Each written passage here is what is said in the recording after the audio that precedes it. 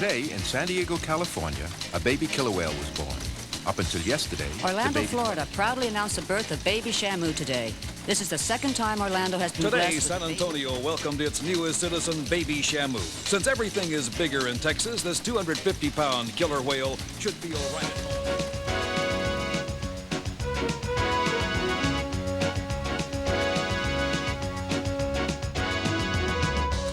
home. And tonight, from the shores of the Pacific Ocean in San Diego, California, you're about to enjoy a most unusual and unique television experience. Welcome to SeaWorld's Miracle Babies and Friends.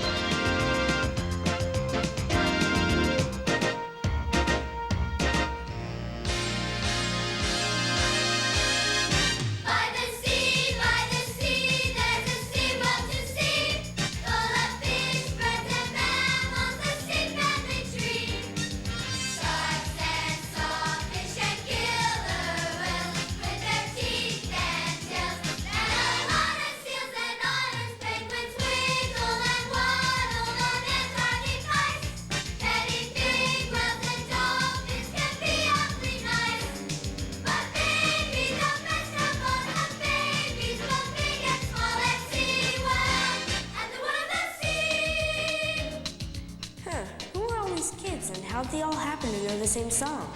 Ashley, Danny, in case you two are wondering, those kids are from the International Children's Choir, and they only live an hour north of San Diego, so they get to come here a lot. Oh, but why are they all singing here at SeaWorld? Well, whenever they see or hear something that excites them, they just can't help themselves. They get carried away and they burst into song. Boy, they're gonna be exhausted by the end of the summer. After all, it's only June. June, just because it's June. SeaWorld's Miracle Babies and Friends stars Joanna Kearns from Growing Pains and Danny Pintaro from Who's the Boss. With kids from the International Children's Choir, Joanna's daughter, Ashley, baby Shamu, her relatives, and friends. We love to be beside the sea where we can see inside the SeaWorld. See the world of sea. Oh, great. Here comes my friend Frank Toohey, who's been kind enough to lay out an itinerary for us so that we get to see everything. What does he do? He's an aviculturist. What's that? Well, that's someone who studies and works with birds. In fact, Frank's the curator of aviculture. Hi, Frank. Hi. This is my friend, Danny Pintaro, and my daughter, Ashley. Hi. Now, why is it Danny has to see everything in one day? Oh, well, I was supposed to do a school term paper on an animal subject, and it's J-U-N-E already. What took you so long getting started? Oh, well, there are so many really outstanding animals around, I didn't want to make a hasty decision I might regret for the rest of my life. Let's see. I didn't want to hurt the feelings of the ones I didn't pick. How about this? I don't know enough interesting stuff about animals to fill a flea's ear, not to mention a term paper. Well, I can understand that. You can? Sure. As a kid, I never thought much about animals, but after a while, I really became interested in them. And now I love them all. The birds, the fish, the mammals. In fact, I just plain love my work. Joanna, here's a list of things to see and a map. Ooh, Frank, this is a lot. Well, why don't you start with Shauna here, our Miracle Babies expert, and see how it goes. Whoa, great idea. Let's see how it goes.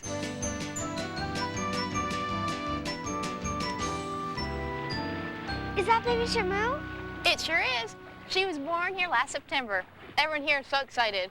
We still are. Look how affectionate they are. Yeah.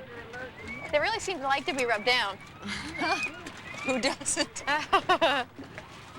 See the baby sitting back and watching a little bit. Look at her, that's so cute. And she comes up. She seems to enjoy being rubbed down, too. You see, she has all her teeth now. When she was first born, she didn't have all her teeth. But now they've all seemed to just broken through. Do you have a lot of babies here? Well, ever since the middle 1970s, we've had a program of research and special care we call a newborn wave. And since then, the parks have had over 150 successful marine mammal births, which includes 50 cetaceans. Is that spelled like railroad stations? No, that's C-E-T-A-C-E-A-N-S. They're the whales and the dolphins. Oh, I knew that. Our newborn wave first crested in 1985 at our park in Orlando, Florida. There it is. Every time it's coming up farther.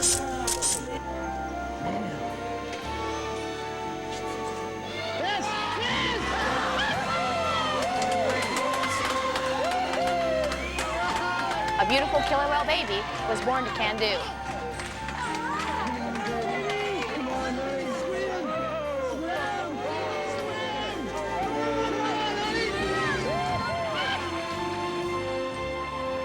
Three Septembers later, in 1988, another killer whale mother was expecting right here in San Diego.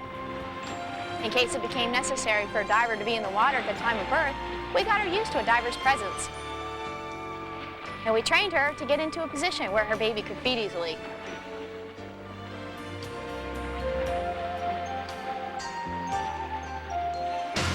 The day before giving birth, she was still performing. I don't think expecting human mothers should try that, even if they're not pregnant. Danny, if they're not pregnant, who are they expecting? Little boys now.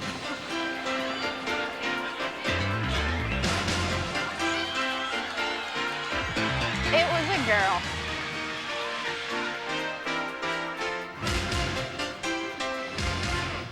And in the next 2 months, 2 more baby girls were born. One in San Antonio, Texas, and another in Orlando, Florida.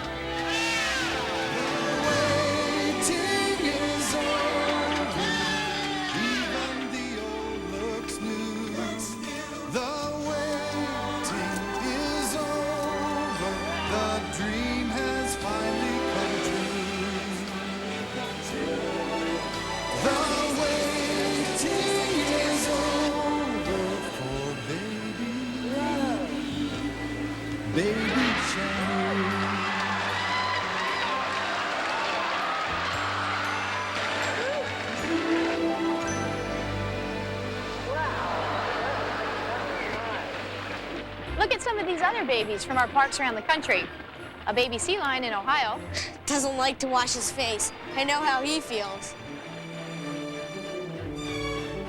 This is Lone Star, a harbor seal and the first marine mammal born in our San Antonio park. He's cute.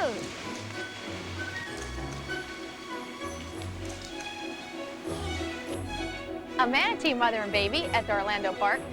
Aren't they also called sea cows? That's right, Joanna. Hey, I know what family he's from. You're right about the family. It's a shark called the chain dogfish. But since it's laying an egg, we have to presume it's a she. Turtles! Right, turtle hatchlings. And they have plenty of brothers and sisters. This is a bottlenose dolphin baby feeding. It always amazes me how those babies come into the world knowing how to swim. That's true, but then look at this. A newborn Andalusian colt trying to get up and walk at our boardwalk and baseball park. That's the way I look when I swim. This is a pygmy hippo mother at Cypress Gardens. And this... Oh, it's a baby. Oh, it's a baby hippo. Having babies isn't just for big mammals. It includes all creatures, large and small. Oh, you mean like these little fishies? Down by the meadow in the itty bitty blue swam 3 little fishies and a mama fishy too. Swim, said the mama fishy, swim if you can. And the bam all over the dam. Boop, boop, diddle-dad, what a chew. Boop, boop, diddle-dad, what a chew. Boop, boop, diddle-dad, what a chew. And the bam all over the dam.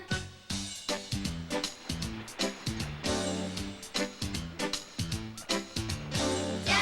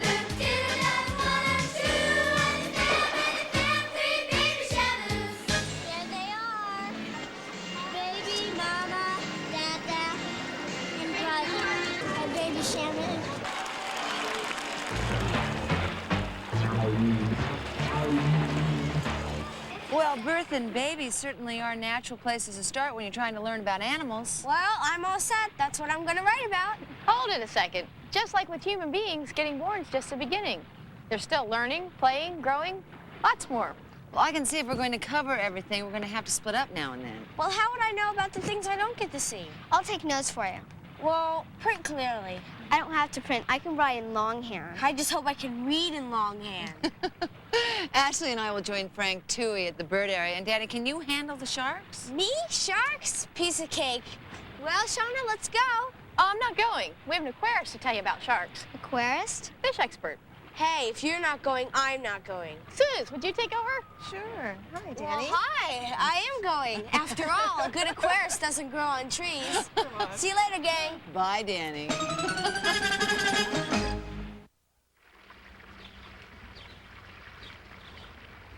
Well, now that you've seen all those baby marine mammals, are you ready for some bird babies? Oh, we sure are. Ashley, get your note writing hand warmed up. Okay, Mom. Why don't we start with this emperor penguin mother?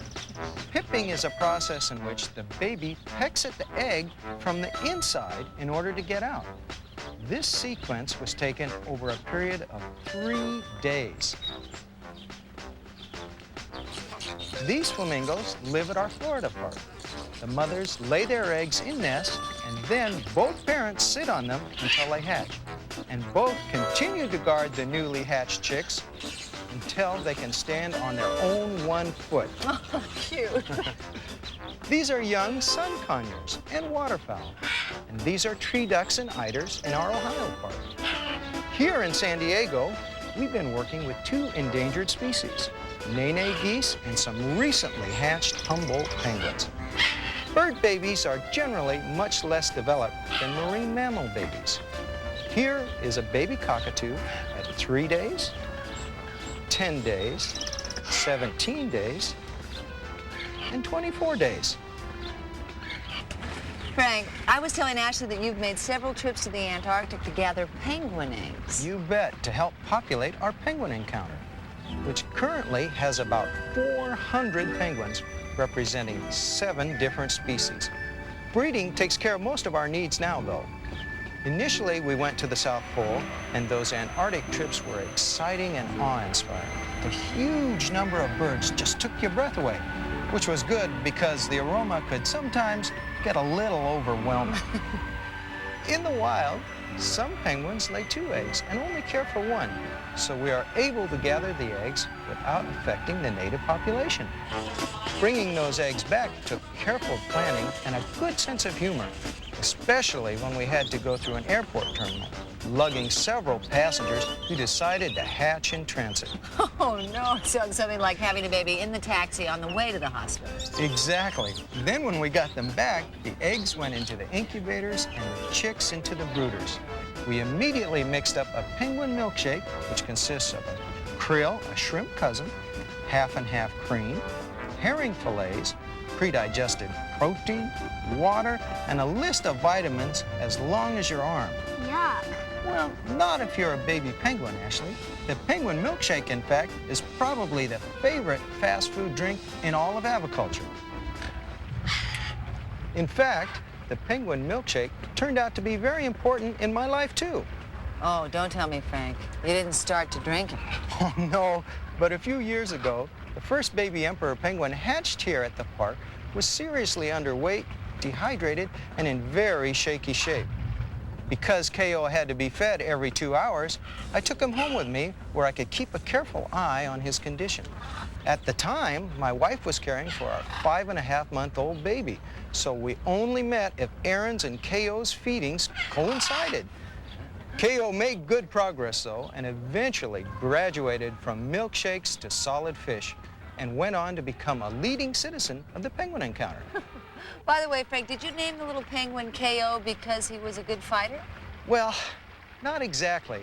He was having a certain gastrointestinal problem that called for a speedy remedy, hence the name KO. I don't understand.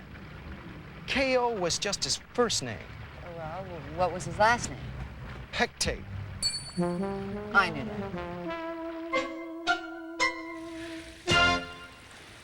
If you just saw one of these young bonnetheads and had nothing to compare it with as far as size goes, you would think it was as big as a grown-up shark. They're so exactly like the adults. Oh, well, these are a nice, manageable size. Let's go in and see the big ones. I hope this doesn't turn into another Jaws sequel, co-starring me in my farewell role. You know, sharks have been around for 135 million years, and in all that time, they're virtually unchanged. Yeah, well, who's gonna make them change or go away? And while they have a pretty scary reputation, many of them are relatively harmless, like the Australian leopard shark. I could do without relatives like that. And the snaggletooth sand tiger shark? I don't know which I like less, those snaggle teeth or those eyes.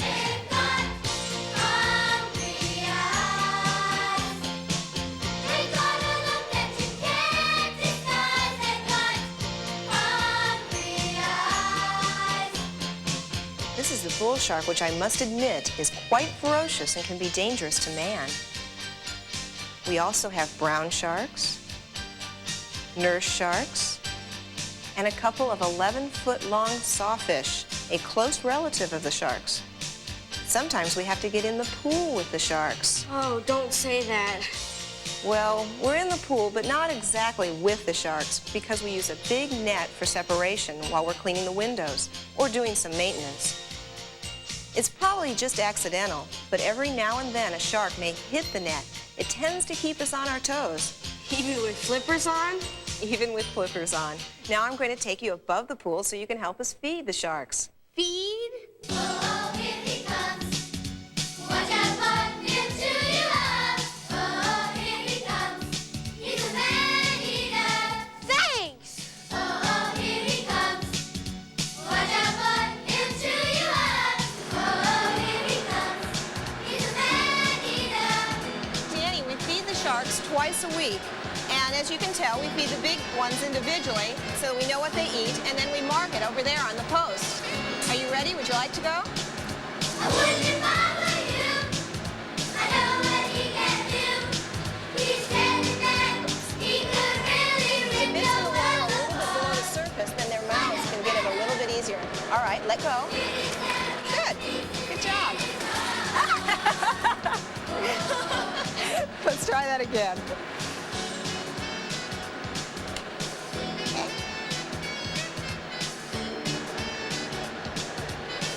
Okay. Hey, this is great, but oh, I just remembered I have to get over to the Animal Care Center to meet the Joanne. Hey, thanks, it was great. Tongs a million. Bye. Ooh, I think I took a wrong turn. I knew I'd end up in a Jaws sequel. Well, who can blame me for getting mixed up with all this talking going on inside my head, and that choir stealing all my thoughts. It's tough. But then again, think of Fred Savage on The Wonder Years. He's got voices in his head that aren't even his. This is little Zach. He's an abandoned sea lion pup that just arrived this week. Oh, Zach, you're so handsome. Hey, kiddo, were the sharks exciting? Well, maybe just a little too exciting. Where's Ashley? Oh, she's still with Frank Toohey, pulling her bird notes together. You know, she's taking this note assignment very seriously. Danny, this is Marilyn, and this is Zach. Oh, hi. Do you know about beached animals? Hey, do you have any from the Alaskan oil spill? The answer to both questions is yes. 5 sea otters who were caught in the oil spill were brought here. When otters groom themselves, they lick their fur. It's part of their preening process. So, consequently, they had swallowed a lot of oil and they were very, very sick. This otter is the only survivor of that group. How do you find out that an animal's in trouble, Marilyn? Well, beached animals are usually reported to us by beachgoers, lifeguards, or even police, and then we're ready to respond. This involves an average of 60 to 90 animals a year, except when there's unusual weather conditions. In the 82-83 season, we rescued a record of 475 animals. What do you do with them when you get them back here? They're examined by our veterinary staff to find out the condition of the animal and treat any of their medical problems. Vanna, a baby harbor seal, was underweight and dehydrated, but several weeks of care and feeding and she was feeling a lot better. Besides beachings and oil spills, we might be called upon to help a manatee in Florida. an endangered species that's often injured by powerboats. Or then there's George, a baby walrus who was rescued by a Canadian icebreaker and nursed back to health by Alaskan vet Les Dalton, who then brought him here to SeaWorld. Recently, Les and George were reunited in our San Antonio park, where Les is now the staff veterinarian. Do you keep most of the animals here? Well, some like Big Mouth stay here if they're still receiving treatment. But most of the surviving animals, as soon as they're well enough, are released back into their natural habitats. Everything from manatees to sea lions. Wow, I think I saw some of that on TV news. You probably did, but do you remember our most famous release of an animal back into the sea? Sure, yeah, it was,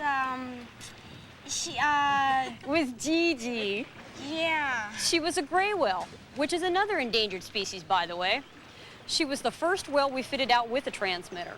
We released her into the Pacific and were able to track Gigi's movement for some time. Oh, yeah, I remember it well. Well, funny you should say that, Danny. Gigi was a famous movie, and I Remember It Well was one of its best-known songs. Don't say songs. You know, we released Gigi back in 1972. How old were you then? Oh, give me a moment to work it out. Oh, I think I'm in trouble. I think you are, too. In 1972, you were -4. Help me out. Okay. Well, Marilyn, here's what I think happened. At Who's the Boss rehearsals, Tony Danza is always telling Danny about the Gigi story, and Tony's such a good storyteller that Danny thinks he actually remembers the Gigi incident himself. Oh, that's actually it. Tony Danza, huh? Would you tell him that if he's ever in the park that I'd be glad to give him a VIP tour? Oh, he certainly will. Next time I need some help, I'll ask someone who can keep a secret. Someone like you, Big Mouth. Danny goes into the maze to rescue some penguins. See what he finds when we return. The Seymour and Clyde are both male. Whoa, look! Look at that! It's a penguin. Well, that penguin just came out of the maze. You know, mazes are very hard to find your way out of, even for people. Yeah. I'll go see if there are any more that need help. Okay.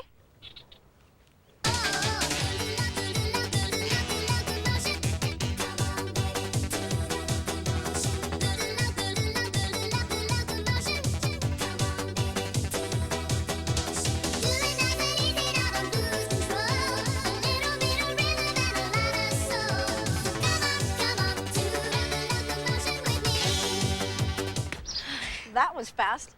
You're a good mazer. Did you find anything? Nothing. Well, don't worry. Young marine animals grow much faster than human children. They get big quickly and can take care of themselves. Come on. Boy, they sure do grow fast. But what happened to the feathers?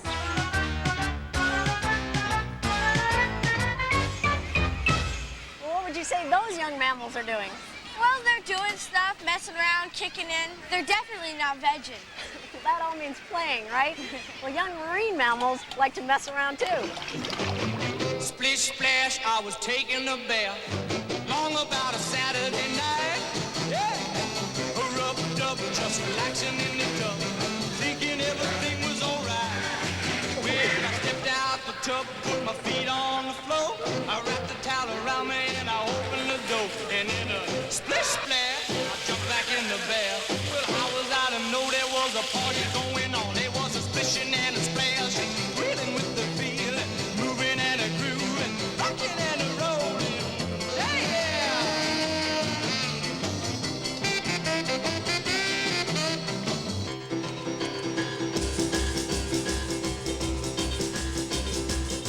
Come on over, baby, whole lot of shaking going on.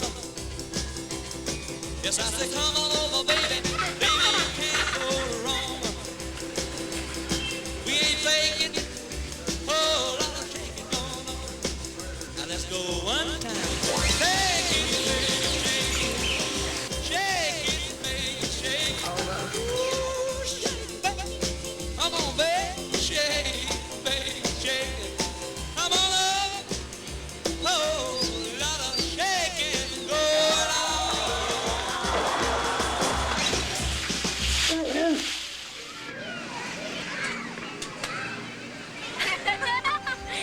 Well, playing is a nice way of making new friends, but there are other ways too. When we take the time to care, life will always have. have a magic we can share, seen with children's eyes.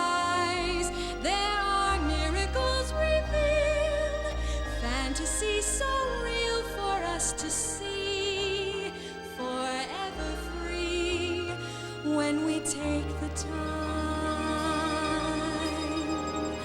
if we take the time, when we take the time.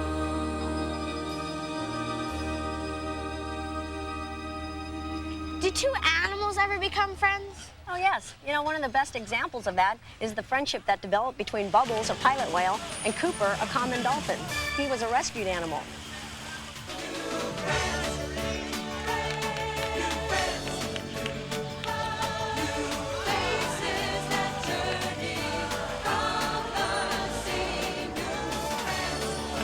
They've both become stars in our new Friends show. Oh, isn't that where Ashley and Joanna went? That's right. Boy, I hope Ashley's taking good notes.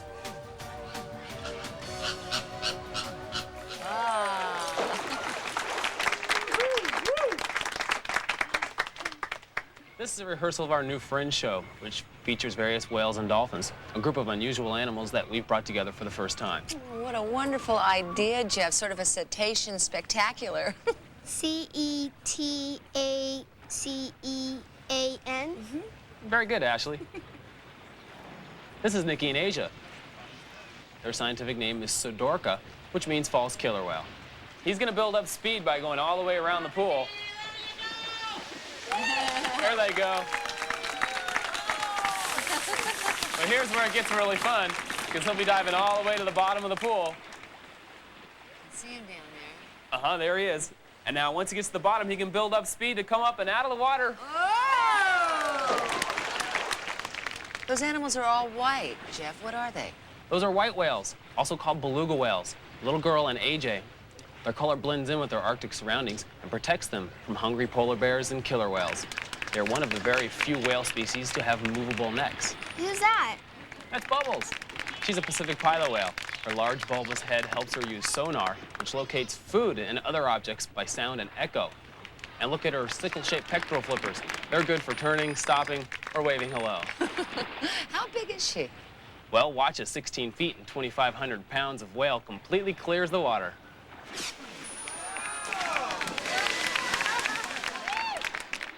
Now, these are white-sided dolphins. There's Jump, Jet, and Lucky. And over to the other side of the stage is Cooper.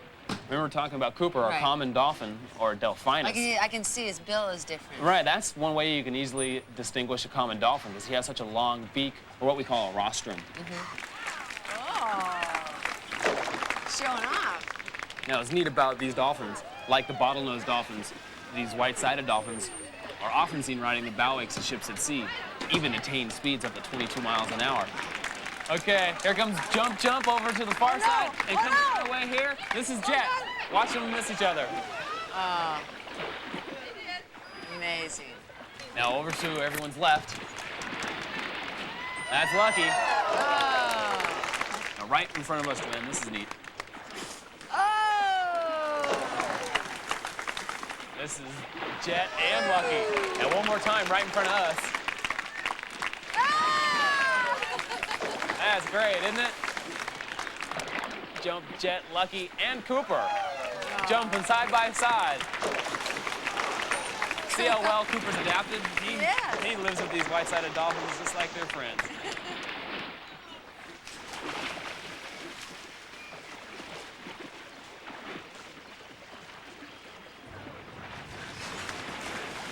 Here we go. Watch the dolphins. They're going to make a jump in the far corner of the pool.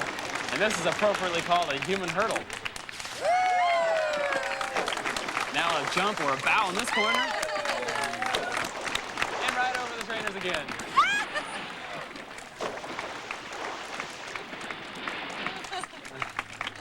There we go. That's Jump, Jet, and Lucky.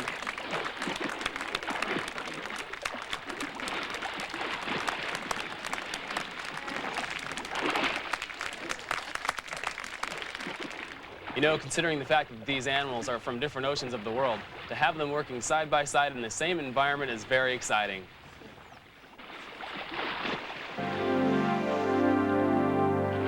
The animals of the sea are different as can be.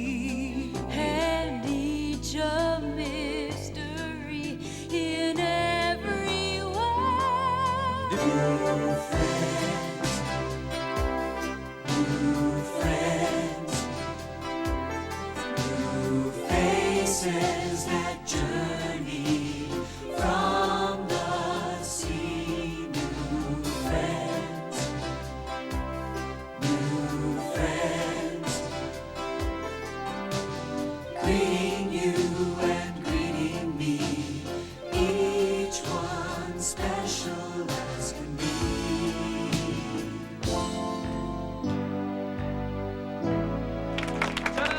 New friends. Oh, they're wonderful. Now, why can't you have nice friends like that? Oh, Mom. Coming up, Joanna and Ashley meet some delightful dolphins, and Danny dances with Seymour the sea lion. You've probably noticed, Danny, that as far as growing up is concerned, animals are a lot like humans. Well, let's see, Suzanne. They get born, they get taken care of, and they play. What else? Well, there are a lot of schools here. Schools of fishes? Well, besides those, there's a lot of learning and training. We'll start with the Commerson's dolphins. Okay. Okay, come on.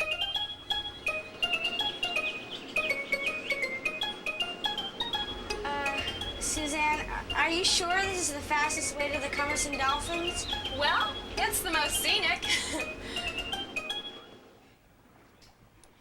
Okay, John, cue Jacob. Okay, go get your light. Okay, Jacob's on the way.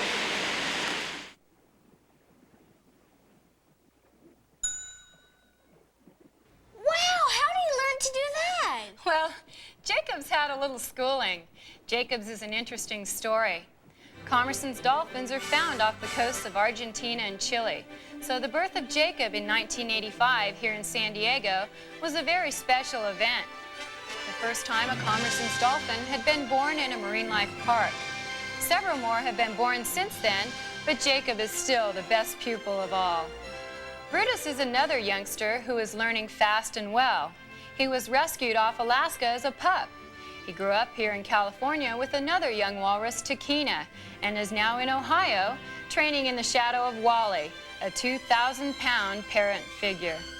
Marine mammals, like baby Shamu, learn from their mamas. Part of this process is imitating the mother's behavior. Soon they may allow a trainer to touch them, and then they're making a turn with mama, and a spectacular leap, which clearly calls for a bow.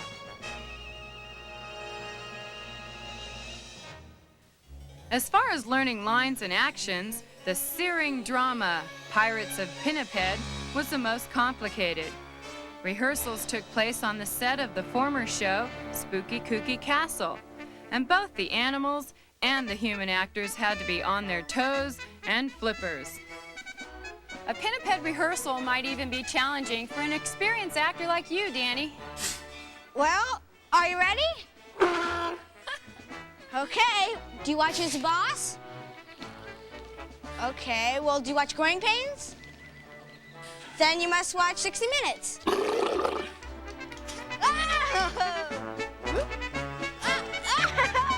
more time.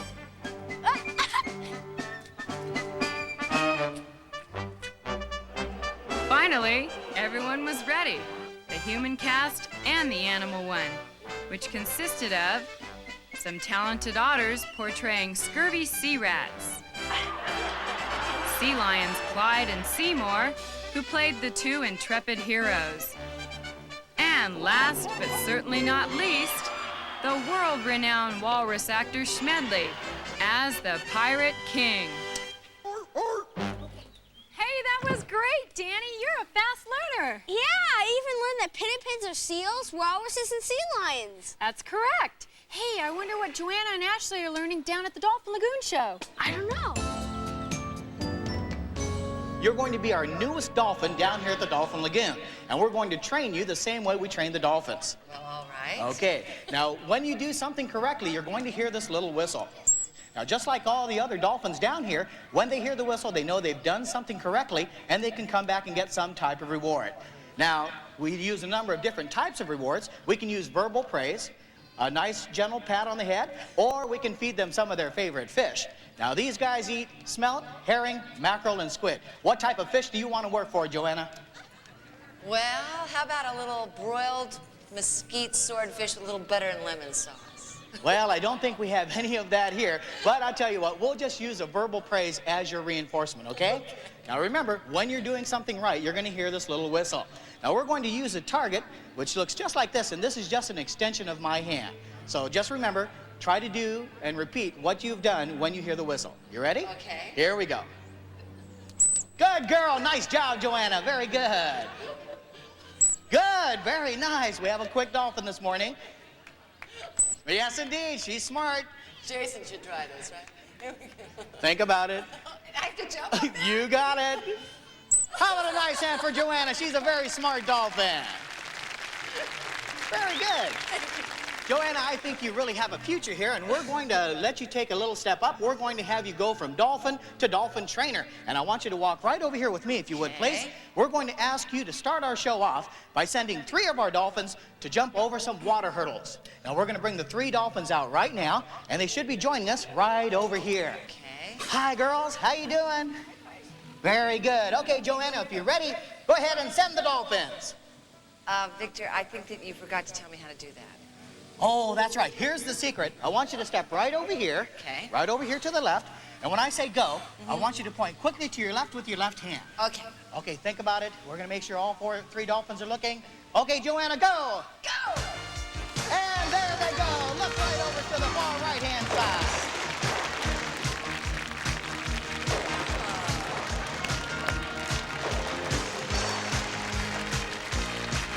Good job, kids. Yes. As you can see, folks, it's a lot of fun working with the dolphins down here at the Dolphin Lagoon, and no one seems more fascinated by dolphins than children. Well, I think you're talking about my daughter, Ashley. Well, why don't we bring her out here right now? Okay, Ashley. Hi, Ashley. Have you ever met a dolphin before? No. No? Well, you're going to meet one right now, and this is Crunch. We're going to go all the way down here to the platform off to the far left-hand side, and we're going to ask Crunch to come all the way over and spend some time with you. Ashley, we want to thank you for being our little volunteer here, and we're going to ask Crunch to give you a handshake, okay? Why don't you come right over here, put your hand out over the water, straight out, a little bit higher, a little bit higher, a little bit higher, just like that. Shake hands. Very good. How about a nice hand for Ashley Kearns? Thank you, Ashley. Shamu, Can-Do, and Baby Shamu put on a show for Danny, Joanna, and all of you after this.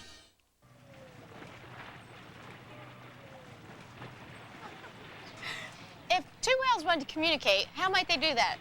A letter wouldn't work too well. The stamp would keep floating off the envelope. How about a wheelogram? Right. Right.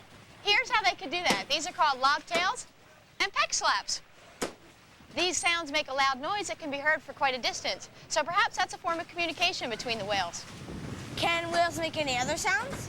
Sure. Whales use their blowholes to make a wide variety of sounds. Now, these sounds can be heard above the surface of the water.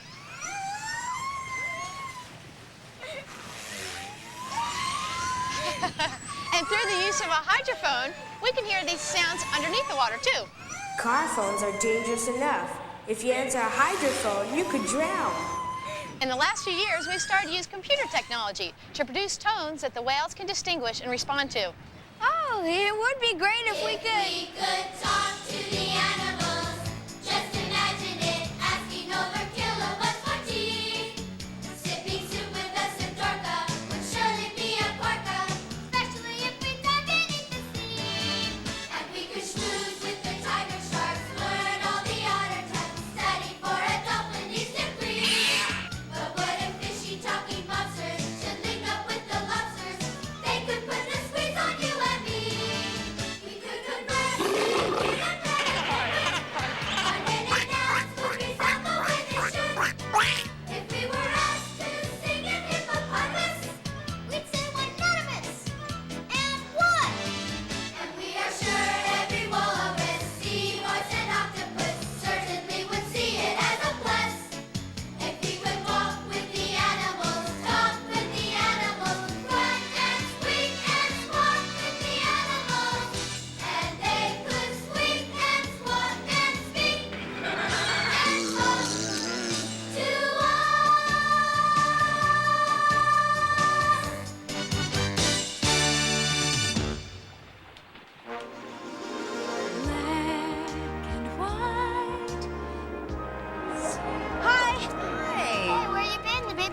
show's about to start. We were back there talking to the animals.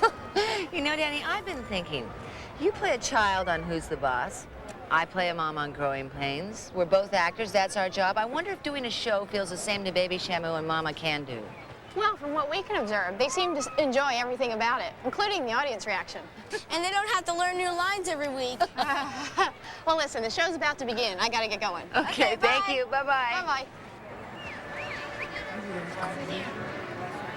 Ladies and gentlemen, whale trainer Shauna Corin.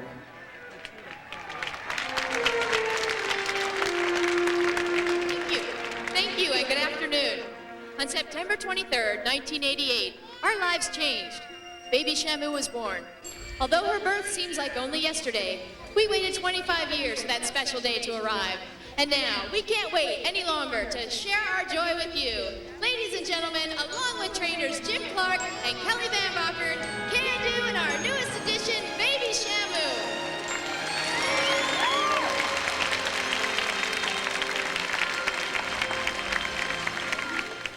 Baby Shamu was born right here in the main pool at Shamu Stadium in front of over 2,000 park guests. Well, although we think of Baby Shamu as small, at birth she weighed 250 pounds and was over 6.5 feet long. Well, today we estimate Baby Shamu to weigh over 800 pounds and she's 9.5 feet in length. And when she reaches maturity at the age of 14, Baby Shamu could weigh well over 8,000 pounds and reach a length of over 22 feet. Like all cetaceans, Baby Shamu was born able to swim. As she grows and develops, she will eventually be capable of generating an incredible amount of power and speed. And joining us to demonstrate how killer whales can swim fast, ladies and gentlemen, the star of SeaWorld, Shamu. Killer whales in the open ocean can reach speeds of 30 miles per hour. That's right, Jim, but most people don't get a chance to see killer whales in the open ocean. But right now, everyone can watch as Shamu and Can Do really pour on the speed.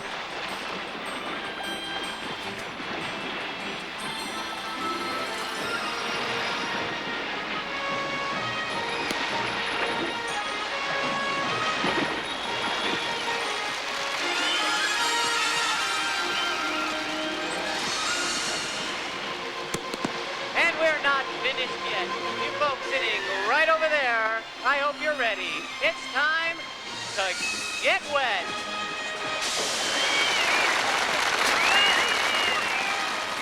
Watch each end of the pool for a sighting bow. As Shamu and Can Do dive down to attempt a brand new procedure. We call it a double vertical spin. Ladies and gentlemen, boys and girls, Shamu and Can Do.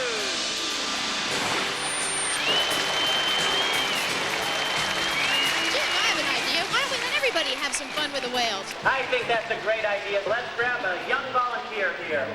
Stand right here, put your left arm out, and go up and down. And Shamu, stop his pectoral when we're on the surface of the water.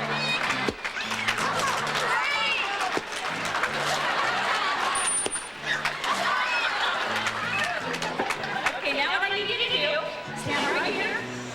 Now do a big head shake, yes. Real big.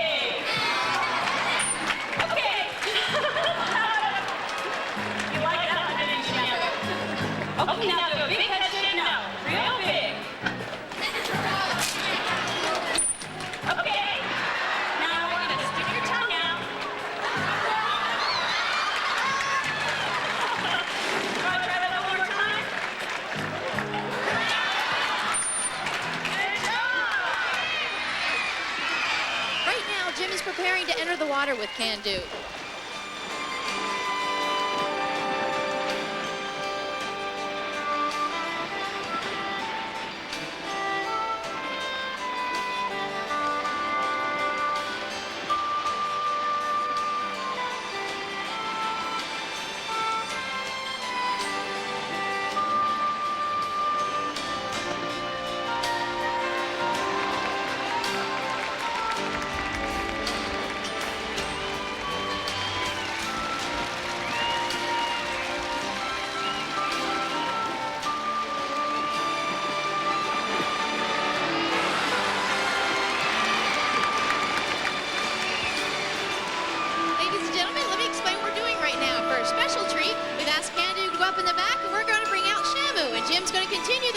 sequence of the show with Shamu.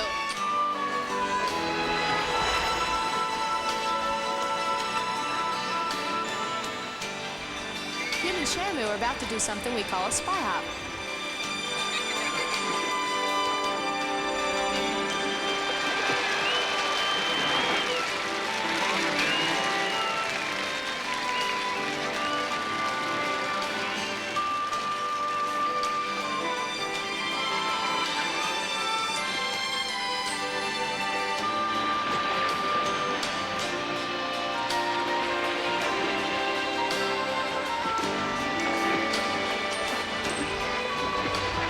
And now, focus your attention on the center of the pool as Jim and Shamu dive down something really spectacular that we call a hydro hop.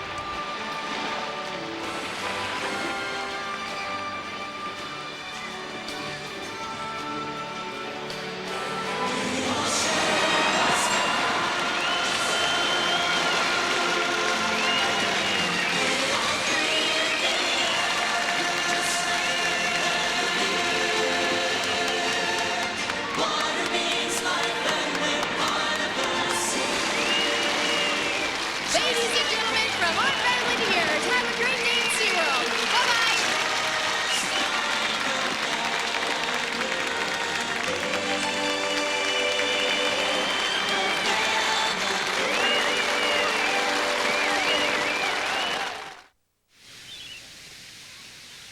Well, Danny, you've seen it all. The births and babies, the care and feeding, the rescuing and releasing, the learning and playing, the growing up. And you've met whales and sharks and seals and dolphins and otters and walruses and penguins and geese and flamingos and all kinds of assorted fish. So now, which one of them are you going to write about? None of them. None of them? After all that? Well, more like all of them. I want to write about working with the animals, about being an agriculturist or an aquarist or an animal care specialist. For once, I agree with him. Well, I'm glad you made your choice, and I must admit, I'm truly flattered. Well, thanks for all your help, Frank. Well, you're more than welcome, and come again soon. Oh, we will. Okay. Is tomorrow too soon? Thanks again, Frank. Okay. Bye-bye. Bye-bye. And Baby Shamu's friends want to say goodbye to you.